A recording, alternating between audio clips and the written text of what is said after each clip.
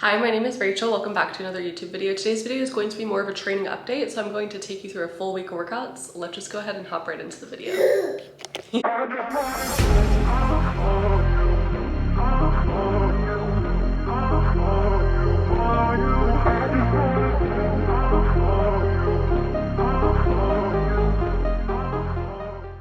So I know I could have grinded out the 4th rep, but I didn't want to go RP10. I wanted to save it for my back off volume. I wanted to progress week to week. So last week I did 135. So I was like, oh, I should be able to do 140 for 4. But adding 5 pounds on bench seems like a million pounds sometimes. But I'm going to focus on getting some good volume work in. Still lifted more than last week. And I'm going to do my same back off weight, the same weight that I did for my back off 3x5. But I think I might go a little bit heavier on Larson bench. So I just finished my back off 3x5 at 125. And it was definitely a good call to keep it the same weight as I did in week 3 and week 4 now. Week 4, it's like if you overshoot the RP, no big deal because you're going to deload the next week anyways, but I'd still rather move them smoother and be able to have a good rest of my workout with my accessories and be able to push that and everything. And also I'm going to lift more weights on Larson bench. My goal is a 2x6 at 120, which would actually be an all-time PR for me, even though my bench strength isn't at its all-time strongest because I have my new touch point and my smaller arch than when I used to have like crazy arch and I touched on my stomach, but just feels more natural. So it goes to show that my upper body strength is actually stronger at my all-time strongest now. That is if I do hit this 2x6.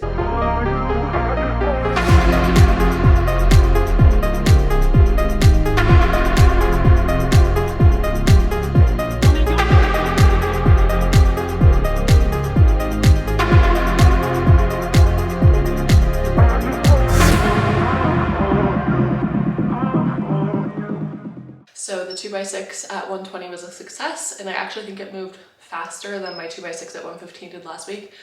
So again, another reason why it paid off going the same weight as the previous weight on my back downs to my top set. But I'm gonna hop into a recap of the rest of my week workouts, all the exciting numbers that I hit for week 4.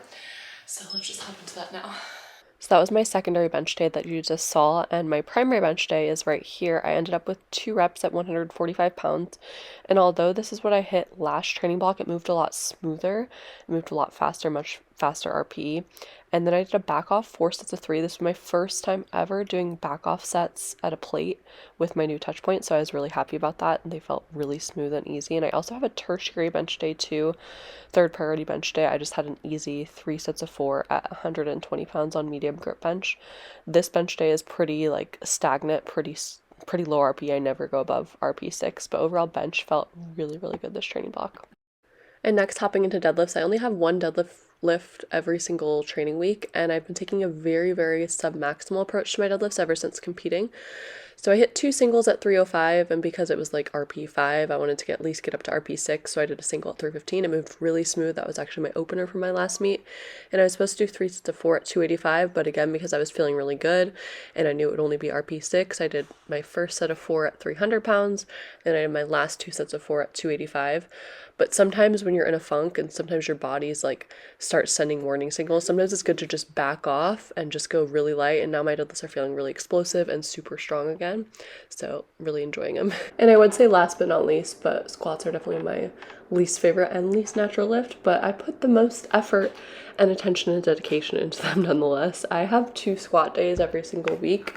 And what you'll see here is this is my primary squat day. I'm just doing some singles to warm up, and then I did my top single at 225. Squats have been held back the most by trying to change my technique, which is feeling a lot better now. You'll see compared to my previous videos, it's more of like an even hip knee transfer where I do an initial right here at the top. You see me like pushing my hips back so that's just kind of like sitting straight down. Whereas before I had kind of a 2-part motion where I'd get to the bottom, and because my legs are really long, I'd have to like shift my hips back more at the end and then push my knees forward at the end so that I could hit depth. But I also experimented with flats versus heels, and I came to the conclusion that I like squatting with heels better, although I think ideally eventually I'd get a heel that's a little bit smaller because pretty much my strength was the same with flats versus heels, but I didn't see myself competing in flats, so I thought that it would just be better to stick with heels for now, and then I'll try the less the less inclined heel eventually when I get my next pair of squat shoes. And this is my secondary squat day. I just have a 4x4 paused at 185 pounds, and this is also high bar. So my high bar has been feeling really good.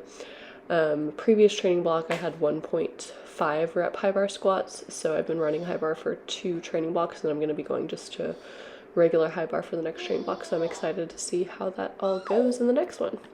Mentioned earlier, I do have 2 squat days, 3 bench days, and 1 deadlift day per week. I squat and bench on the same day for that 3rd bench day.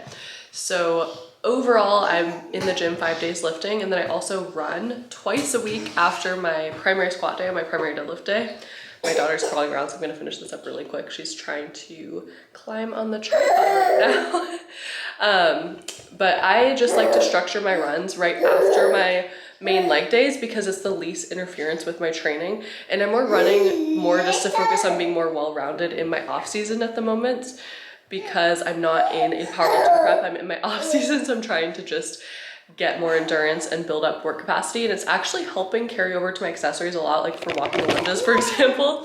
I find that I don't get cardiovascular fatigue because I'm getting faster at running. My pace is about 6:15 to 7:15 right now, but I think I'm going to cut this video off right here because that's all I think I can get through. But anyways, let me know what you want to see in future videos.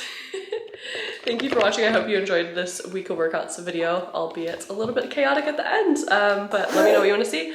Thank you for watching. I just said that. Anyways, I'll see you in the next one. Bye.